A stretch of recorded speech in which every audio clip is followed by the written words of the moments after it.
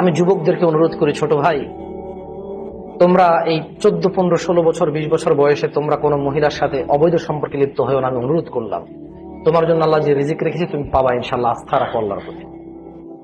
আমি যুবতী আমার বোনদেরকে বলতে চাই, বোন, তুমি এই ছেলেদের সাথে তোমার চরিত্র নষ্ট করিও না।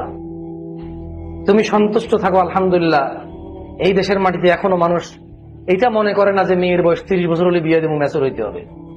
আলহামদুলিল্লাহ, তোমার একটু যখন তোমার যৌবন দেখা দেয়, তোমার বাবা মা তোমার জন্য ভালো সিদ্ধান্ত নিয়ে নেয় যে ওকে একটা ভালো দেখে ছেলে দেখে, স্মার্ট, গুড লুকিং, সম্ভ্রান্ত পরিবার, অর্থ সম্পদ আছে, দরিদ্র না, ফকির মিসকিন না, অ্যাটলিস্ট তোমার খাওয়া দাওয়া পোশাক আশাকের ব্যবস্থা করতে পারবে।